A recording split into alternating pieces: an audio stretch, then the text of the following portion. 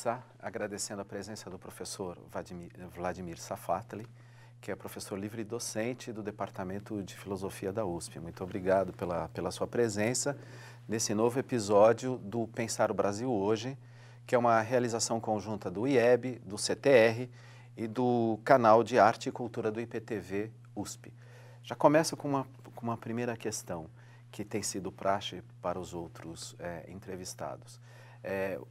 Fernando Henrique Cardoso, nosso ex-presidente, disse uma frase de impacto para ele, num determinado momento, que assim, o Brasil não é um país pobre, o Brasil é um país injusto.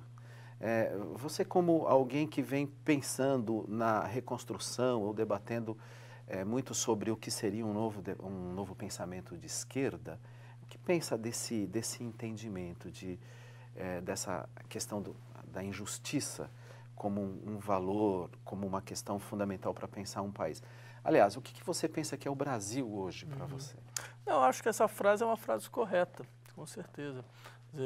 Não é possível que um país que está hoje a 7ª economia do mundo, que há 2 anos atrás era a 6ª, né, possa ser descrito como um país pobre, né? Acho que a questão da injustiça econômica, principalmente, os níveis de desigualdade que todos nós sabemos, temos a experiência concreta, né, de quão grande eles são, devem ser acreditados como um elemento fundamental para um país que, no final das contas, não consegue realizar todas as potencialidades que ele poderia, né? Eu acho que há um problema a ser pensado de maneira mais precisa e mais forte, que é como o Brasil pode ser um laboratório de criação de políticas contra a desigualdade econômica, né?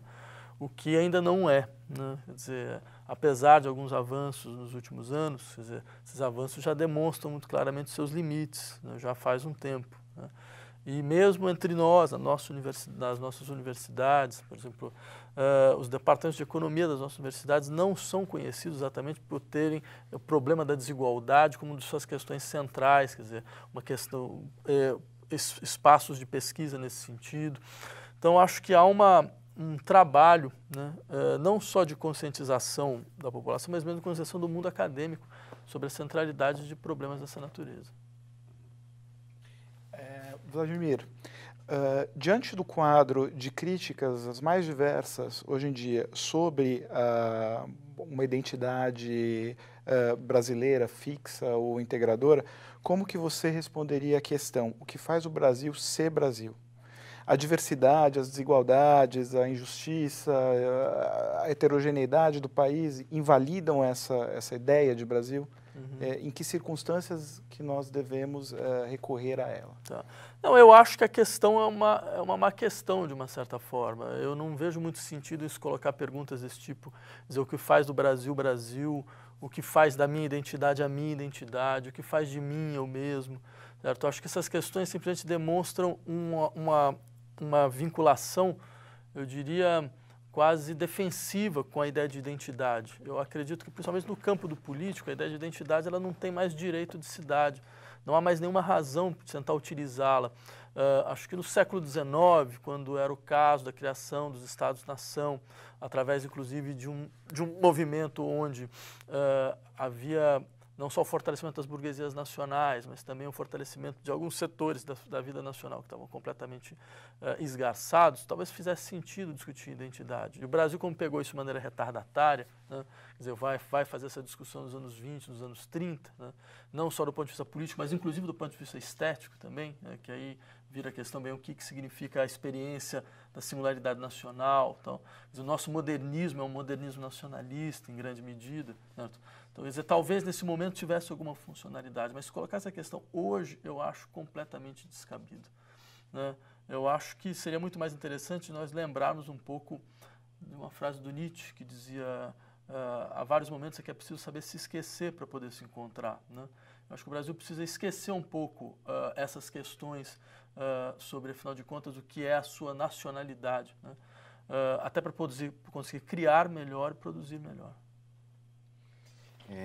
Vladimir, vamos pensar na questão das ciências humanas. Para nós, eu pessoalmente, acho que há uma questão interessante que acontece no Brasil contemporâneo e no mundo da política, que se refere à recepção que o discurso das ciências das humanidades sofre no debate público, né?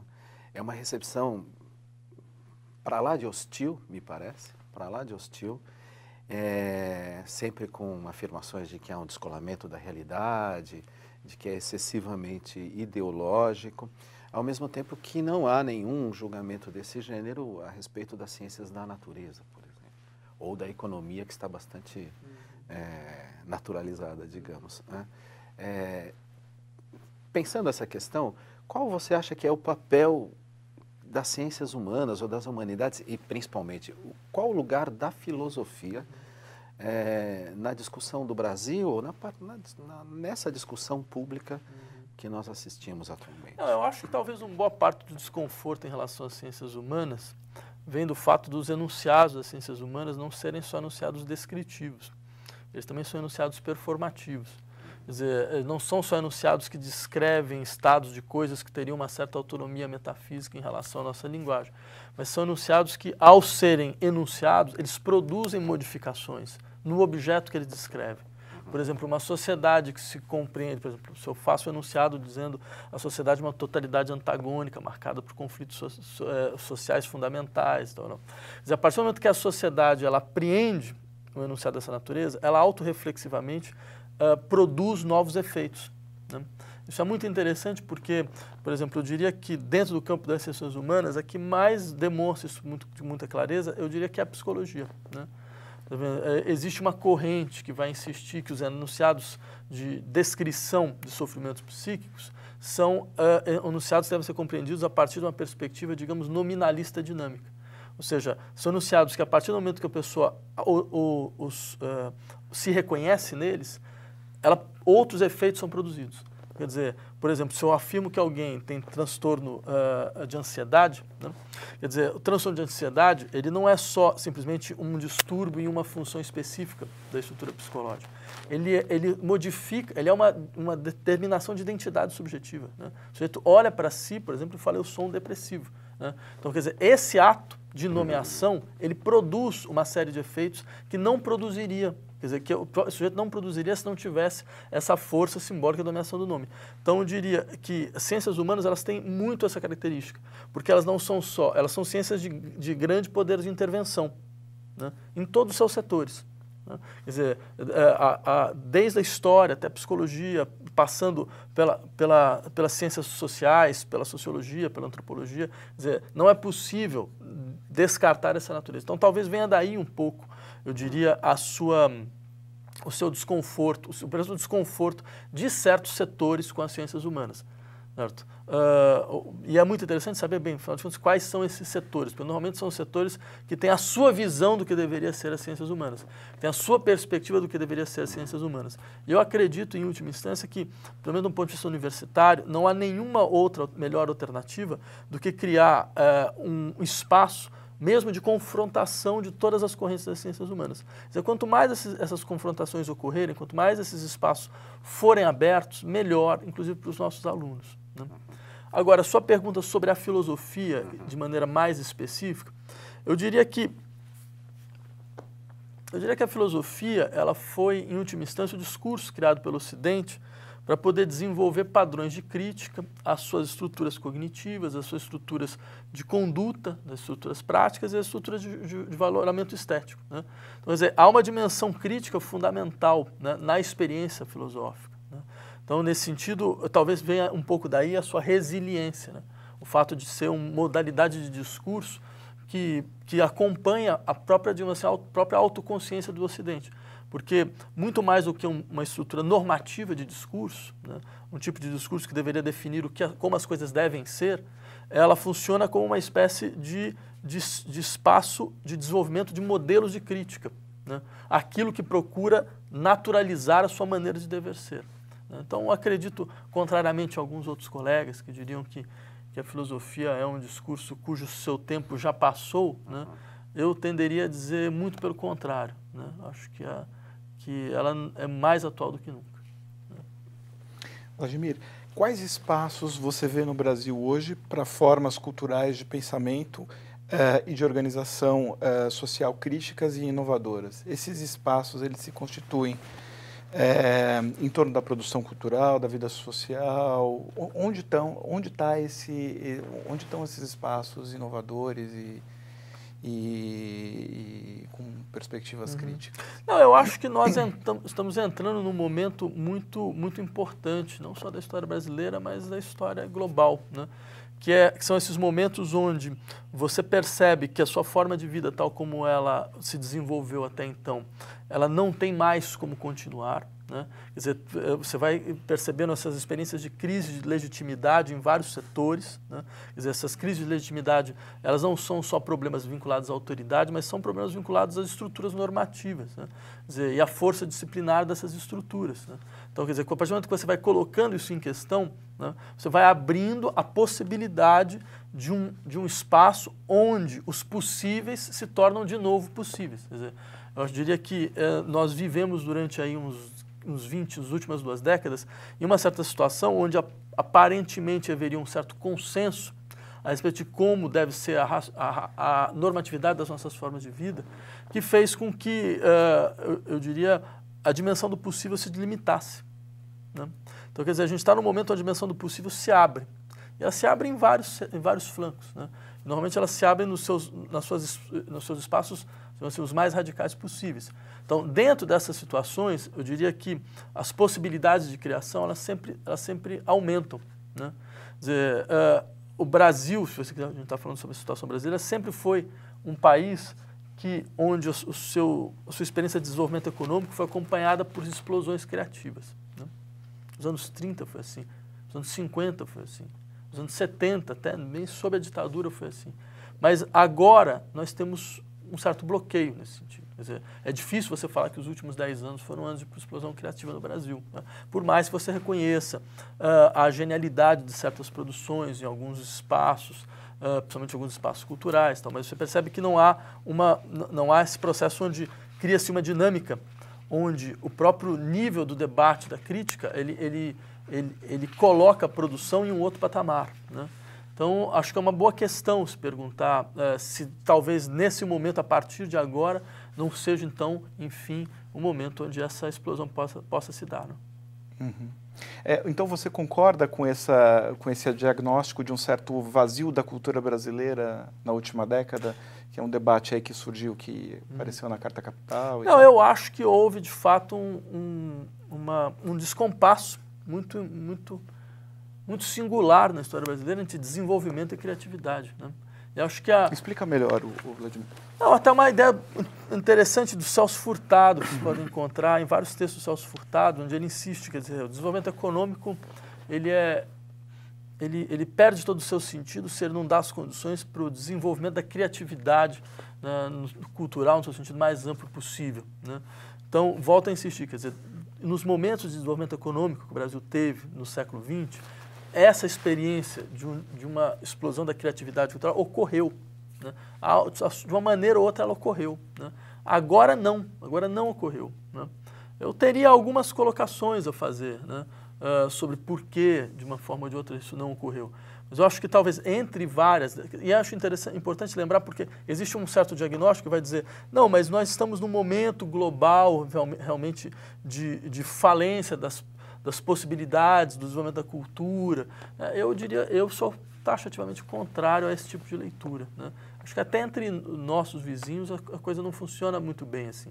Se você pega, sei lá, o cinema argentino nos últimos 10 anos foi um exemplo de cinema criativo, extremamente inventivo, de altíssima qualidade, inegável sob quaisquer perspectivas. A literatura chilena é um belo exemplo, né?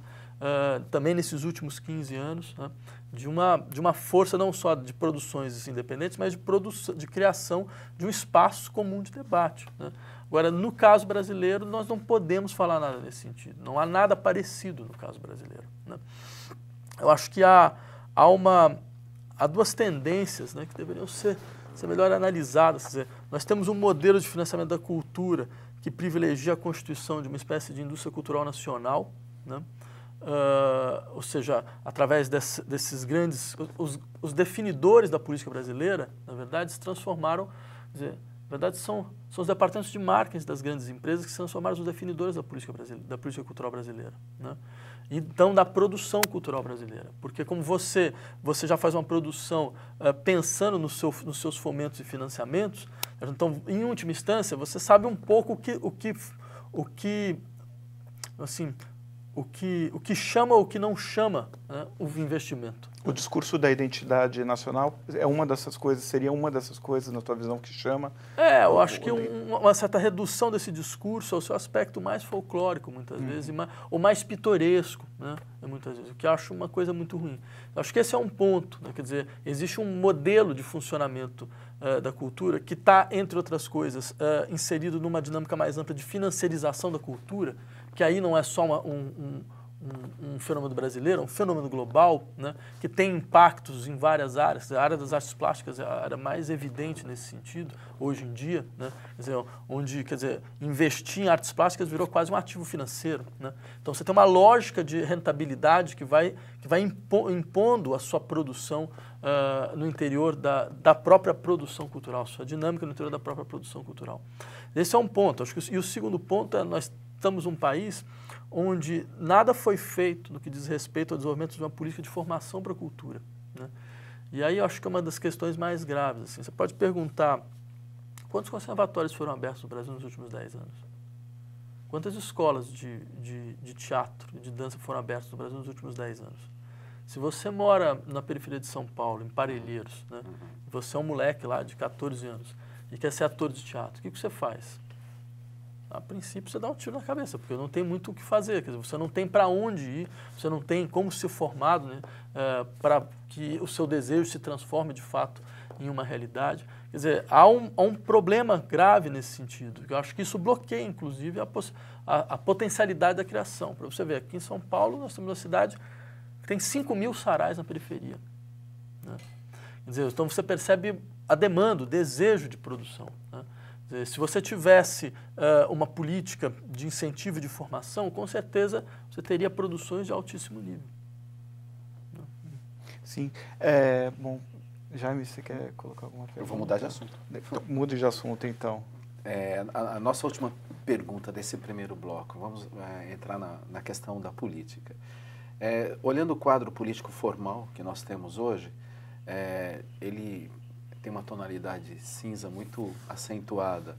Os partidos se despersonalizaram, as ideologias se dissolveram e se fala muito em crise de representatividade em relação ao conjunto social, à sociedade civil, não só dos partidos, de outras instituições também.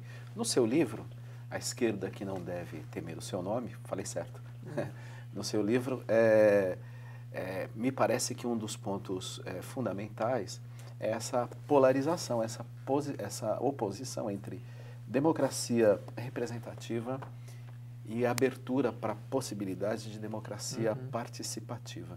Você acha que esse discurso tem lugar no Brasil para pensarmos o nosso quadro político, para revitalizarmos a nossa vida política? Não, eu acho que essa é uma das questões fundamentais da política brasileira, né? De fato, eu acredito que a democracia parlamentar representativa acabou, né? Agora, o triste desses processos onde instituições terminam é que elas podem perpetuar mesmo depois da sua morte, entendeu? É um pouco aquela história do sonho que o Freud contava na interpretação dos sonhos, né? Ele está numa mesa de jantar, o pai dele está lá e o pai conversa com todas as pessoas normalmente. O Freud entra em profunda angústia, já mesmo no sonho. Eles falam, bem, a angústia vinha do quê? Vinha do fato de que ele sabia que o pai estava morto, no entanto, o pai não sabia, né? Então, eu acredito que nós estamos numa situação muito parecida. Nossa democracia está morta. Só que o problema é que ela pode se perpetuar como se nada tivesse ocorrido durante muito tempo. E essa estabilização na decomposição, não há nada pior para uma sociedade, né? Eu diria que, de fato, existe uma invenção democrática necessária em torno da constituição de uma democracia real, de uma democracia direta, né? Onde os espaços de mediação sejam cada vez mais limitados, onde a experiência onde a experiência política não precise passar necessariamente pela representação e pela mediação, como se, afinal de contas, eu só ouço você porque você representa algum grupo, alguma classe, sendo que o princípio ele é absolutamente desnecessário. Eu posso muito bem ouvir você porque a sua posição singular no interior da vida social te permite ver certas coisas, certo? Então, nesse sentido, não me parece nem um pouco impossível nós começarmos a pensar não só processos decisórios que passam para a democracia direta, mas inclusive e principalmente processos de gestão.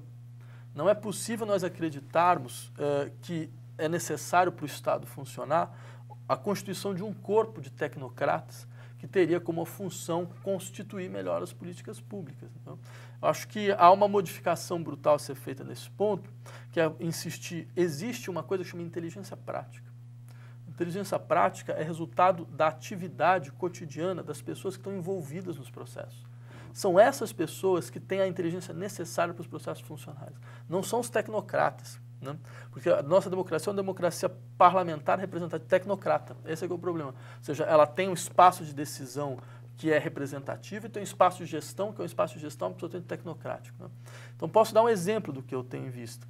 Por exemplo, nós nos acostumamos a pensar que as políticas educacionais devem ser decididas pelos Ministérios da Educação, pela Secretaria de Educação, tal, que normalmente é composta por um conjunto de pessoas cuja última vez que pisaram numa sala de aula deve ser há 20 anos atrás. Certo? Quer dizer, pessoas que não têm nenhum contato efetivo com o dia a dia, não estão 40 horas numa sala de aula, certo? Não estão vendo, afinal de contas, quais são os métodos que funcionam, quais os que não funcionam, certo? Como é que você faz para conseguir chamar a atenção do aluno, como é que você faz para conseguir prender a atenção do aluno. Eles não estão mais dentro desse espaço. Então, por que não inverter completamente o processo e criar, por exemplo, conselhos de professores, conselhos de alunos, que decidem as políticas, sendo que as estruturas só implementam, mas as decisões são feitas aqui, certo? Eu acho que esse é um exemplo, entre outros muitos possíveis, de como nós podemos pensar processos de gestão que são definidos por democracia direta. E isso, sim, eu acho que seria uma grande contribuição para a reinvenção democrática. Então, a própria soberania seria executiva também. Teria esse Sim, caráter executivo, não só deliberativo. Exatamente. Não, porque a gente tem hoje, por exemplo, nós temos vários conselhos. O Brasil é um dos países que mais tem conselhos do mundo, né? Todos consultivos.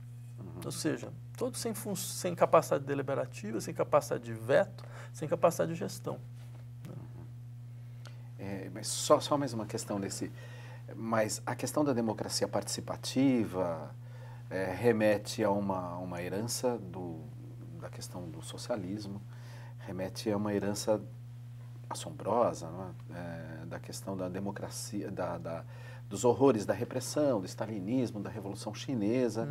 Pelo menos esse é o argumento mais à direita, sempre quando o pensamento político conservador ouve falar em democracia participativa, já remetem para esse quadro.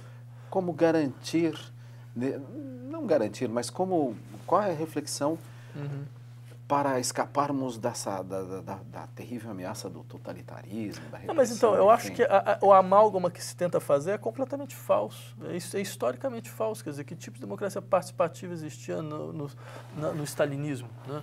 Quer dizer, ao contrário, você tinha um regime de centralismo absoluto, certo? Ligado a uma burocracia estatal, né?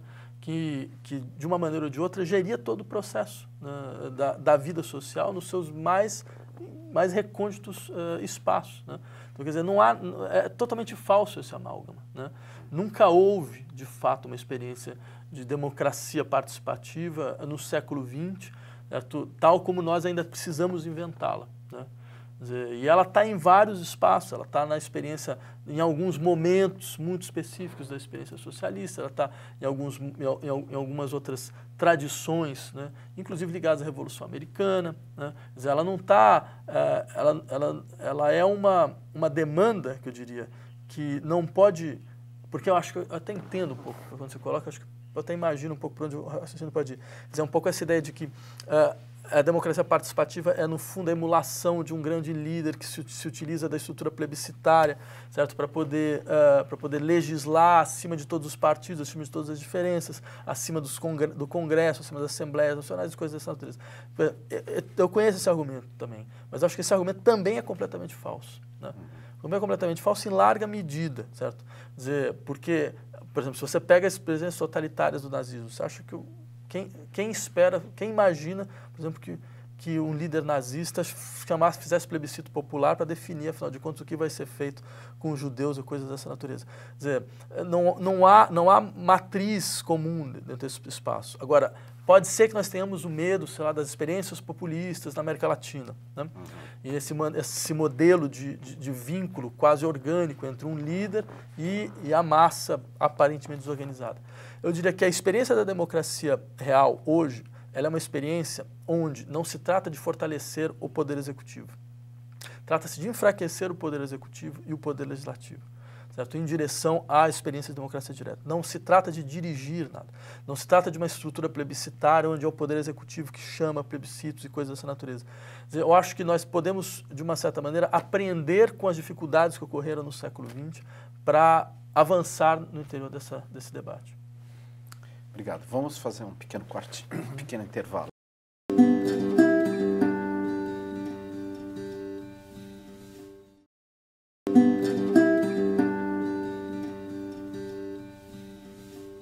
Vamos continuar a nossa entrevista. Na nossa entrevista de hoje estamos contando com a participação, a colaboração do professor Paulo Teixeira Inhumati, do IEB. Paulo. Obrigado. Vladimir Safatli, você tem produzido uma reflexão que articula várias áreas de saber, dentre elas a psicanálise, a psicologia e a filosofia.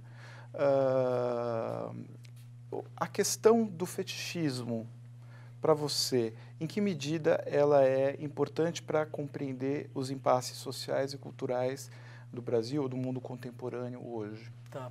Na verdade, eu escrevi um pequeno livro sobre o problema do fetichismo do Freud, né, onde eu tentava não só descrever como ele funciona como categoria clínica, ou no campo psiquiátrico, no campo psicanalítico, mas também como uma categoria de crítica social, né? Quer dizer, o fetichismo é um termo muito interessante, porque não só porque ele aparece em várias áreas, ele aparece na clínica, ele aparece na teoria social, através do fetichismo do Marx, ele aparece na crítica da cultura, através do problema do fetichismo da música, no Adorno, mas não só por causa disso ele é interessante, mas porque ele traz no seu bojo uma teoria do progresso social, na verdade. Quer dizer, o fetichismo é a única contribuição, até onde eu consigo lembrar, da língua portuguesa à história das ideias, né? Porque foi uma invenção dos navegadores portugueses que, ao verem os cultos das tribos africanas, né, falaram, bem, aquilo é um feitiço, né? Porque esses cultos de objetos inanimados, né? Então, daí vem fetichismo e aí passou um pouco para, através de um ensaio do De Brosse, né, que era um iluminista, né, ele passou para ser um eixo fundamental de uma teoria do progresso histórico. Ou seja, então você vai ter as sociedades fetichistas, que são essas sociedades que ainda não são capazes de operar com a abstração do pensamento racional, por isso que elas investem, os seus indivíduos investem em objetos inanimados, quer dizer, então eles vão acreditar, por exemplo, que você tem o rabo do leão devido a um processo de analogia, então você vai ter a força do leão, coisa assim. Ou seja, você tem uma sociedade pré-simbólicas, essa que era a ideia, né? Então, você teria, isso vai dar, por exemplo, no Comte, né, nessa ideia de que você tem, então, os estágios da humanidade, onde o fetichismo está na base, né, até o estágio científico. O que é interessante é que quando você pega um conceito dessa natureza, normalmente você traz todo esse processo de empréstimo, né? Só que quando autores como Freud, como Marx ou como Adorno retomaram esse conceito, não foi para fazer uma partilha dizendo, vejam, aqui são as sociedades fetichistas, essas são nossas sociedades modernas, desencantadas. Foi para mostrar o encantamento próprio das nossas sociedades modernas, né? O modelo de encantamento próprio das nossas sociedades modernas. Isso é muito claro no Marx, isso é muito claro no Freud, isso é muito claro no Adorno. São três autores que vão, assim, mortear o problema do fetichismo no campo do desejo, no campo do trabalho, no campo da linguagem, né? Agora, o que é interessante é por que eles utilizam essa categoria, né? Quer dizer, nós podemos imaginar porque existe um núcleo de regressão nas nossas sociedades, mas qual é o modelo de regressão nas nossas sociedades? E aí acho que a releitura do fetichismo no Freud pode ter uma implicação de crítica social muito interessante. O Freud dizia o seguinte, o fetichismo é um modelo de funcionamento das divisões no interior do aparelho psíquico, certo? Então, ou seja, existe um modelo de funcionamento da consciência que é fetichista. Que modelo é esse? É um modelo onde, normalmente, se eu tenho uma contradição, se eu tenho duas proposições contraditórias sobre uma representação mental, por exemplo, eu amo e odeio a mesma pessoa, sobre o mesmo aspecto, né? Então, o que faz a consciência? Ela desloca um desses afetos em direção a uma outra instância psíquica. Por exemplo, ela desloca em direção ao inconsciente. né? Então você vai ter os retornos desse afeto deslocado sobre a forma de sintomas, tal, mas você tem uma clivagem no interior do aparelho psíquico. Essa era uma ideia importante do Freud, assim que ele explica o recalque, né? Fala, a consciência não consegue suportar viver sob contradição, né? Então ela vai, de uma maneira ou de outra, deslocando, né, esses seus afetos contraditórios em direção a outras instâncias, e se clivando. Só que no caso do fetichismo, o processo é muito diferente e muito mais interessante. Ele diz, a consciência suporta a contradição. Ela age de duas formas diferentes ao mesmo tempo. Ou seja, ela desenvolve um sistema onde ela sabe de algo, mas mesmo assim ela continua a agir como se não soubesse, né? Vocês percebem que é uma inversão dessa famosa fórmula da ideologia que vem, por exemplo, da tradição marxista. Quer dizer, eu não, onde o Marx pega essa frase do Evangelho, eles não sabem o que fazem, né? Quer dizer, o que é interessante no caso do fetichismo é que, do ponto de vista do sistema de crenças, você tem uma consciência que é completamente esclarecida. Mas do ponto de vista da sua ação, ela age como uma falsa consciência ainda. Ela tem um sistema esclarecido de crenças, mas seu modelo de ação ainda é um modelo de ação ligado a uma falsa consciência.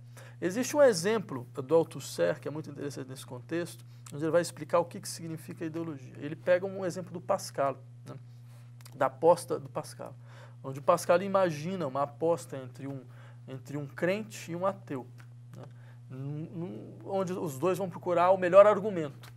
E o resultado é que ninguém consegue encontrar o melhor argumento. Então, você tem uma situação assim, onde não há convencimento, não há persuasão possível. Então, dito isso, o crente vira para o ateu e fala, olha, sendo assim, é muito mais racional você agir como eu ajo. Por quê? Porque, veja, se eu estou certo e você está errado, você perde tudo. Agora, se eu estou errado e você está certo, você não perde nada. Não tem vida após a morte mesmo. Então. E é interessante porque o ateu chega, isso nos pensamentos do Pascal, e fala, olha, eu entendo o que você está dizendo, de fato é racional, mas tem um problema, eu não tenho fé, né? Como é que eu vou fazer? Aí o crente fala, não, mas espera aí, esse problema é esse, isso é simples. Você quer ter fé? Você ajoelha e reza. A fé vem de acréscimo, né? Ou seja, e esse é um exemplo interessante, porque o Althusser vai utilizar para falar, isso mostra muito claramente, entre outras coisas, como a ideologia não é uma questão de uma intencionalidade do seu sistema de crença. É uma questão de disposição material de conduta. Independe do que você realmente acredita. A questão é como você faz, né?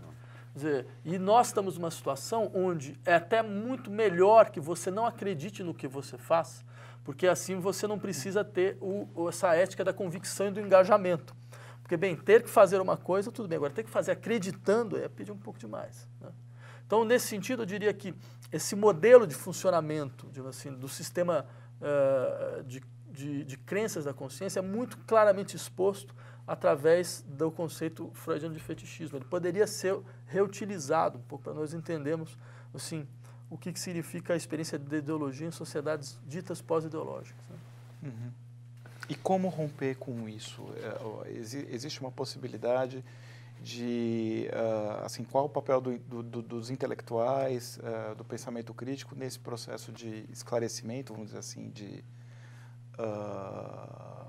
que possa facilitar um rompimento com esse tipo de estrutura? Acho que, bem, primeiro, acho que o papel dos intelectuais no esclarecimento, eu acho uma posição um pouco estranha, porque eu diria basicamente o seguinte, a melhor coisa que nós podemos fazer é procurar os acontecimentos lá onde eles estão. Nós não produzimos acontecimento algum, né? Quer dizer, não cabe, muito menos a filosofia ou mesmo aos intelectuais, esperar que nós possamos produzir algum tipo de acontecimento que pudesse revelar alguma coisa às massas, né? Eu acho que é o contrário, o que nós podemos fazer é, humildemente, ir atrás dos acontecimentos, né? Os acontecimentos, eles ocorrem. Eles ocorrem no campo da política, eles ocorrem no campo das relações afetivas, eles ocorrem no campo das ciências, eles ocorrem no campo das artes, certo? Agora, eu acho que há uma posição que muitas vezes é meio cômoda dos intelectuais, é que é um pouco tentar deduzir os acontecimentos de maneira quase transcendental. Então, você não vai nos lugares, você não vai ver, você não conversa com as pessoas, certo? Você não procura entender da posição de quem está dentro, né? você acha que a sua distância ela é uma garantia de uma intelecção mais ampla da totalidade, entendeu? Então você se coloca à distância. Eu posso reconhecer que errei várias vezes, mas pelo menos eu tentei fazer uma coisa que para mim era importante. Você entra no processo, você tenta olhar de dentro, você vai onde as coisas estão, certo? Você pergunta para as pessoas, você procura ouvir, você procura saber. Eu acho que essa posição, acho que é uma reconstrução da nossa posição de intelectual, que vai ser uma coisa dura, vai ser difícil, não vai ser simples, porque afinal de contas nós temos uma segurança, né? Quando você faz um pouco o papel da coruja de Minerva, né? E vai falar com as coisas depois, e na maioria das vezes para falar por que não deu certo, né? Então, eu acho que talvez esse não seja o caso, né? Quer dizer, nós estamos num momento onde os acontecimentos eles ocorrem de maneira cada vez mais rápida e violenta, né? Então, acho que é muito importante que você seja capaz de ir até onde eles estão, procurar enxergar o que eles têm como modelo e pensar esses modelos, né? Esse é um primeiro aspecto. Quer dizer, o outro, acho que é importante, por outro lado, que nós possamos mostrar claramente os problemas tais como são, né? Então, quer dizer, acho que há por mais paradoxal que isso possa parecer, há uma força da capacidade negativa do pensamento, de dizer não, de mostrar, de suspender as respostas por um tempo, né, que também deve ser utilizado. Quer dizer, muitas vezes é necessário essa suspensão das respostas não é uma deriva niilista, como às vezes tentou se criticar, eu acho que é um equívoco. Essa suspensão da resposta é uma estratégia do pensamento. Você suspende a resposta durante um tempo, deixa o problema ressoar até ele ficar completamente insuportável para que isso produza acontecimentos, entendeu? Para que essa posição possa produzir coisas que até então você mesmo não consegue enxergar. Só que quando isso produz, não faz sentido você continuar perpetuando-se dentro dessa posição. Então você percebe, talvez a posição do intelectual é a mais ingrata possível, é a mais ingrata, porque ela pressupõe um ir e vir. Você está presente, você ir atrás quando as coisas acontecem, você tomar distância quando você percebe que, de uma certa maneira, há algum tipo de bloqueio. Quer dizer, essa posição é a mais fácil de você criticar, é a mais difícil de você articular, porque não é a posição do militante, também não é a posição simplesmente daquele que descreve, é uma posição intermediária. Putz, essas posições intermediárias são as piores que você pode imaginar.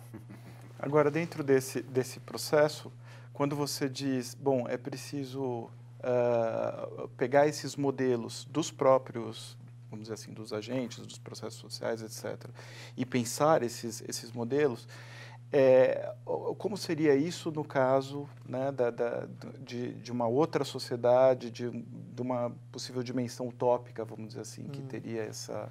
Olha, eu posso dar um exemplo muito concreto e pessoal do que aconteceu comigo, inclusive. Quer dizer, quando a Primavera Árabe estourou, eu quis ir para ver como era. Eu fiquei um mês no Egito, um mês na Tunísia e tal. A Tunísia são 3 horas de avião de Paris. Qualquer intelectual parisiense poderia ir para a Tunísia sem a menor dificuldade, inclusive porque eles falam francês, né? E eles, então você poderia ir conversar com as pessoas e tal. E eu li várias coisas que tinham sido escritas até então sobre a revolta tunisiana, né? Na França. Na França, principalmente, né? Isso sem contar em alguns outros centros de estudos do mundo árabe, em Oxford, blá, blá, blá, né? Bem, eu fiquei lá um mês, fiz mais ou menos 60 entrevistas, entrevistei todo tipo de gente, desde ativista até sindicalista, professor, membro de governo, não sei o que, blá, blá, blá. Participei de manifestações, coisas desse tipo. E aí, o que é interessante, eu comecei a ouvir os intelectuais do próprio local, né?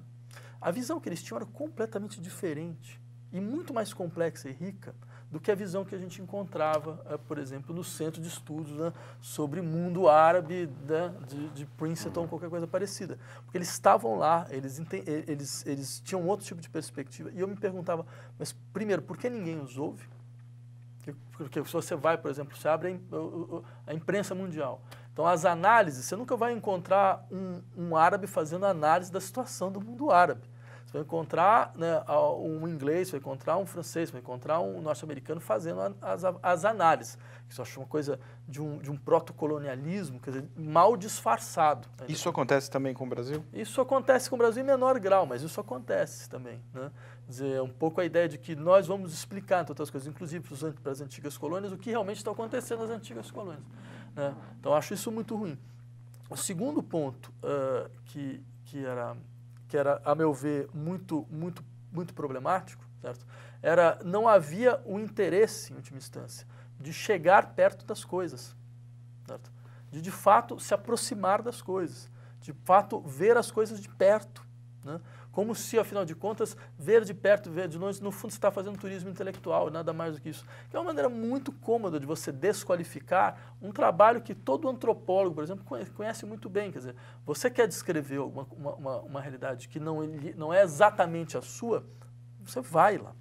Você vai, você fica, você aprende a língua, né? Você lê, se caso seja uma sociedade que tem uma grande produção escrita, você lê o que está sendo escrito sobre a sociedade, mas você tenta entender os conflitos no interior dessa forma de vida e aprender a partir dessa perspectiva. Nós temos dificuldades em fazer isso, muitas dificuldades, ainda mais quando entra questões vinculadas, sei lá, a política principalmente, né? Vladimir, é curioso porque tudo isso que você está dizendo foge um pouco do estereótipo do filósofo. Que o filósofo seria dos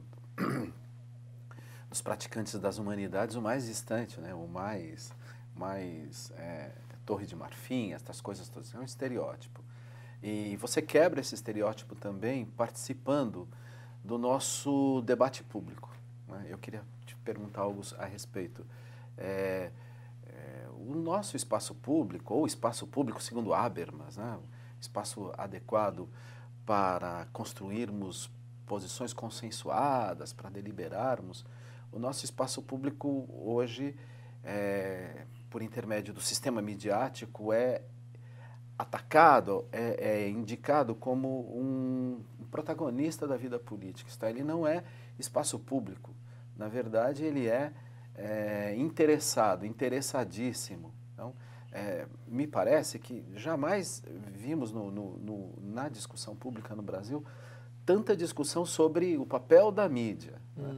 Você, como alguém que circula, que corre o risco, né, de se expor justamente nesse meio perigoso, nesse meio tenso, o que você tem a dizer para nós? Existe uma mídia golpista, como diz a esquerda convencional aqui no Brasil, ou existe uma mídia chapa branca? Qual o papel disso o que a sociedade perde em não ter um sistema midiático que digamos, tenha um mínimo de credibilidade? Acho que são duas questões aí.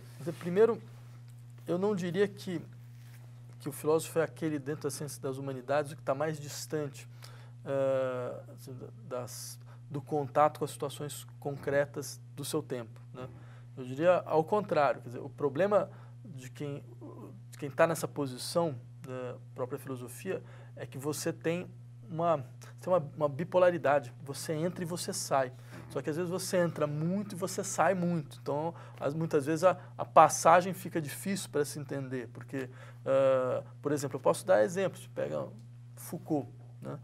Foucault foi alguém que não teve problema algum em, por exemplo, ir para o Irã, né, para tentar entender o que estava se passando dentro da Revolução Iraniana. Por mais que você possa fazer críticas sobre a sua análise, quer dizer, o gesto é um gesto muito claro, no sentido, era alguém que fazia estudos sobre as prisões e não tinha problema em entrar em grupos, e mesmo organizar grupos, né, para mostrar a situação absurda das prisões na França, né, e a necessidade de se pensar uma experiência que não fosse mais essa experiência punitiva de encarceramento.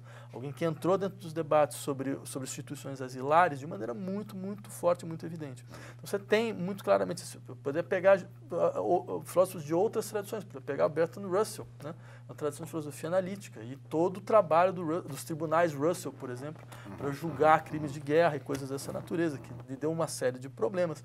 Eu poderia lembrar do Adorno, que por mais que possa parecer o intelectual da Torre de Marfim por excelência, eu gostaria de lembrar, veja, é alguém que fez trabalhos muito concretos sobre indústria cultural, sobre programas de rádio de extrema-direita de antissemitas, que fez trabalhos sobre situações de trabalho em indústrias como a Mannesmann, certo? Então, ou seja, você tem mais uma vez, você tem esse movimento, né? Eu sei, esse movimento está longe de ser um movimento evidente, simples e fácil, mas ele é constitutivo da experiência intelectual de um conjunto significativo de filósofos. Então, acho que esse é um dado importante, né? E mesmo no Brasil, nós tivemos exemplos. O Brasil tem uma tradição de intelectuais públicos da mais alta relevância, né? E da mais alta qualidade, né? Que não pode ser negligenciado. Desde aqui, nossa universidade tem vários, né? O Florestan Fernandes, a própria Marilena Chauí, que eu lembraria entre vários outros, Sérgio Buarque de Holanda. Né? Então, isso por um lado. Agora, do que diz respeito à relação entre os intelectuais e a imprensa, mais uma vez, eu diria, essa relação ela sempre vai ser tensa. Ela nunca foi uma relação simples. Ela é tensa sob vários aspectos, né? Ela é tensa não só, digamos assim, quase ontologicamente, porque é um tipo de discurso que é distinto do tipo de discurso que a gente costuma fazer, e a gente se vê obrigado, de uma maneira ou de outra, a procurar encontrar um eixo de um novo discurso, né? Que não é o discurso especialista, tal como nós estamos mais seguros, onde nós nos sentimos mais seguros, né? Mas, no entanto, eu acho, de fato, que é uma necessidade. Acho que um país onde sua classe intelectual consegue entrar na imprensa, né, e consegue insistir certas pautas da imprensa, é um país onde o seu espaço público é mais amplo, né? Quer dizer, eu acho isso absolutamente necessário, porque normalmente são os intelectuais que vão, se eles tiverem sensibilidades, que vão colocar pautas que normalmente não se colocam, que vão insistir em problemas que normalmente não são vistos, que vão procurar perspectivas que saíram de circulação ou ainda nem entraram em circulação. Então, acho que há uma relação necessária. Ela é dura, é difícil, mas é uma relação necessária. No que diz respeito à imprensa brasileira, eu diria, ela, de um certo aspecto, em larga medida, os problemas que ela tem não são muito diferentes dos problemas que a gente vai encontrar na imprensa do mundo inteiro. Quer dizer, relações incestuosas entre a imprensa e o governo. De fato, isso existe na imprensa brasileira, todos nós conhecemos muito bem, como existe na imprensa inglesa, né? Como, por exemplo, teve o escândalo Murdoch, que mostrou muito claramente a situação de completa dependência do sistema. Aí uma coisa até impegável, não, mas o Brasil a gente conhece muito bem, né? De dependência entre setores do governo e o poder da imprensa, né? Que está longe de atuar como um quarto poder, mas que atua como um sistema de influências, muitas vezes de maneira completamente opaca, né? Isso na Inglaterra, que a princípio seria um país de democracia consolidada, de séculos e séculos, tal, do seu sistema parlamentar. Agora, nesse sentido, eu diria que o problema, né, da relação entre imprensa e poder, mídia e poder, é um problema fundamental para as democracias no mundo inteiro, né? E no Brasil nós vemos muito claramente, quer dizer, você tem em alguns momentos atuações dignas de partido político de todos os lados, né? De todos os lados, né? Tanto do lado pró-governo quanto do lado anti-governo, certo? O que demonstra, às vezes visceralmente anti-governo, às vezes burramente pró-governo, certo? Então, há um problema que eu acho que é importante que nós tenhamos, eu diria, um mínimo de serenidade para tratar. E acho que há um problema suplementar. Aí tem uma situação brasileira que é suplementar, que é o mercado de mídia é hiperconcentrado, né? E, quer dizer, mesmo em países como os Estados Unidos, com essas leis de multimeios, onde você impede que alguém tenha no mesmo local, certo? Uma rádio, uma televisão, um jornal, uma editora, certo? Quer dizer, mesmo nos Estados Unidos a situação é mais democrática que a brasileira. Então, acho que discutir isso não é querer colocar limites à imprensa e coisas dessa natureza. Não, é simplesmente poder garantir a pluralidade das vozes, né? Quer dizer, e algo que, dias passados, não tem nada de totalitarismo, de esquerda. Não, se a gente passar a lei norte-americana, está ótimo. Assim, eu gostaria da lei dos Estados Unidos. Coloca no Brasil, só. Entendeu? Quer dizer, isso já muda, sobre vários aspectos, alguns pontos que são pontos problemáticos, de fato, né? E só pegando um gancho, e a questão das redes sociais, você acha que que este novo espaço que a população, e especialmente a juventude, encontra, funciona como um anteparo em relação a esse poder da mídia, essa concentração? Quando elas apareceram, né, mesmo quando a internet Desculpe, no caso da Tunísia, do Egito, que você acompanhou pessoalmente. Eu lembro quando a internet apareceu nos anos 90, tinha um discurso quase eu posso dizer, quase de utopia realizada, né?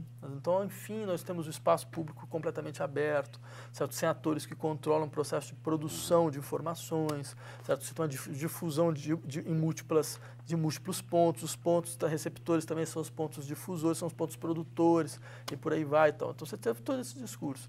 Hoje, o que a gente vê? Você tem um contraponto a isso, que é o nível de vigilância da sociedade aumentou exponencialmente, mas brutalmente, né?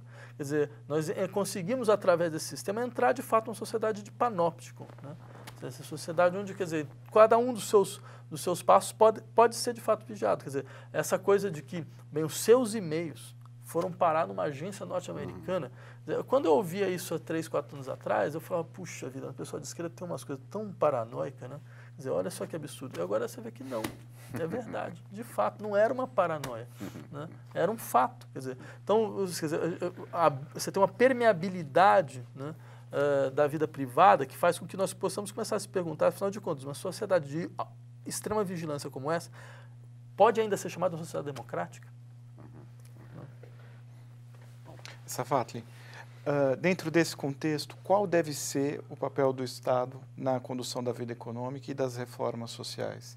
E aproveitando que você mencionou também o Celso Furtado, um grande intelectual, né, para a gente conhecer o Brasil, o que você pensa sobre o conceito de desenvolvimento, sobre essa categoria? Ela ainda é relevante para se pensar o Brasil hoje, ou o mundo, o desenvolvimento junto com o seu o subdesenvolvimento? Claro, claro. Não, olha, sobre o primeiro aspecto, eu diria o seguinte: muitas vezes algumas das minhas posições foram criticadas por serem extremamente muito estatistas, né? E eu acho que talvez seja o caso de explicar melhor esse ponto. Quer dizer, primeiro, eu acredito que nós precisamos mudar um paradigma de governo de maneira muito forte, onde governar não pode mais ser visto como dirigir, né? Governar deve ser, na verdade, garantir as condições para que as pessoas possam dirigir a si mesmas, né? Eu acho isso no sentido mais forte do termo. Você não se trata de achar que você tem um estado de planificação absoluta ou qualquer coisa dessa natureza, certo? Que vai, então, não só organizar a vida social no sentido mais amplo do termo, como vai entrar como uma forte força disciplinar, que vai dizer, em última instância, quais são os costumes que são possíveis ou não são possíveis. Coisas que você vê, por exemplo, o Estado então define quais são as roupas que você pode usar, o que você deixa de usar. Se você usa um véu na cabeça, isso já é um atentado à República, certo? Se você sai com uma burca, então, não, peraí, então isso já saiu de qualquer possibilidade de sustentação. Ou seja, esse modelo de intervenção, acho que ele é completamente medonho. Eu acho que o Estado ele deve, na verdade, em última instância, garantir, nesse ponto, a criação de zonas de indiferença, onde, em última instância, ele não legisla sobre coisas. Eu acho que, inclusive, o Estado não deveria legislar sobre todo tipo de questão ligado à soberania individual. Por exemplo, o casamento, né? A gente tem toda uma discussão sobre casamento homossexual. Completamente legítimo, absolutamente irrelevante, certo? Mas eu diria que talvez seria interessante a gente tentar dar um passo mais além, se perguntar por que o Estado tem que legislar sobre o casamento? Qual é a função dele falar sobre quais são as formas de vida afetiva que são legítimas e quais são ilegítimas?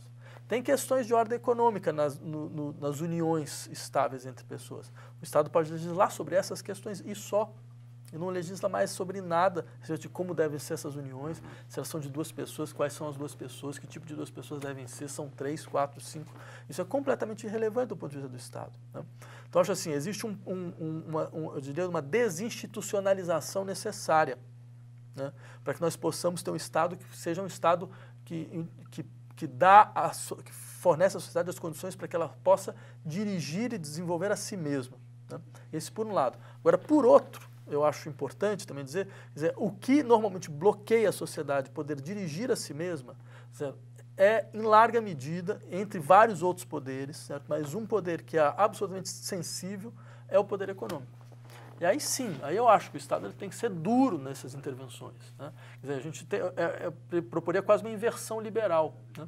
Os liberais acham, principalmente os brasileiros, acham que o Estado deve ser liberal na economia e deve ser disciplinar em vários aspectos da vida social. Quer dizer, o Brasil é um país fantástico, você tem liberais que são contra o aborto, você tem liberais que são contra o casamento homossexual, contra o uso de drogas, o que é um dado muito engraçado se você pensar o que significaria fundo de liberdades individuais, mas ele tem uma forma torta de conseguir colocar esse problema que eles justificam os seus barbarismos, para variar, né? Então, acho que nós podemos inverter o processo, né? Dizer, do ponto de vista da vida social, o Estado some literalmente, certo? E no ponto de vista da estruturação da atividade econômica, o Estado entra de maneira forte. Por quê? Porque a atividade econômica é, por definição, um tipo de atividade de alta concentração, né? É uma atividade que tende a funcionar sob o modelo da concentração, certo? Normalmente, ela não funciona de outra forma. Normalmente, ela funciona de um modelo concentracionista e atomizador, certo? Onde, em última instância, por mais que isso possa ser primário, infelizmente é fato. Dizer, sei lá, alguns meses atrás, traduziram esse livro do Thomas Piketty, onde ele falava, veja que coisa fantástica, nosso capitalismo é um capitalismo patrimonial, capitalismo de famílias que se perpetuam dentro das classes mais favorecidas, certo? Através de um sistema onde seus desejos rentistas acabam sendo defendidos por todo um aparato jurídico a respeito do qual elas têm força para influenciar, certo? Então, em última instância, para mim é mais uma prova muito clara. A atividade econômica ela é necessariamente concentracionista. Então, a função do Estado é desconcentrar a atividade econômica, é impedir que essa experiência de desigualdade chegue a níveis insuportáveis, certo? Então, aí você tem uma função muito clara, muito específica, né? Isso por um lado, ou seja, o Estado menos o Estado disciplinar, o Estado mais o Estado regulador da atividade econômica, né? Agora, sobre a sua segunda questão a respeito da ideia de desenvolvimento, eu acho que uma das coisas mais interessantes do Celso Furtado era lembrar desenvolvimento significa crescimento, que é uma coisa surreal você ouvir essa discussão até hoje. Assim, demonstra, acho que um pouco um primarismo de um certo pensamento liberal no Brasil, certo? Quando você coloca isso contra você, não, mas você é contra o desenvolvimento, né? Afinal de contas, toda a questão é como é que você faz para crescer fazer o PIB crescer e coisas dessa natureza. Bem, uma das coisas mais interessantes do Celso Furtado era dizer desenvolvimento mesmo, certo? É dar à sociedade a condição de garantir sua qualidade de vida, certo? Isso que é o fundamental. Quanto vai crescer?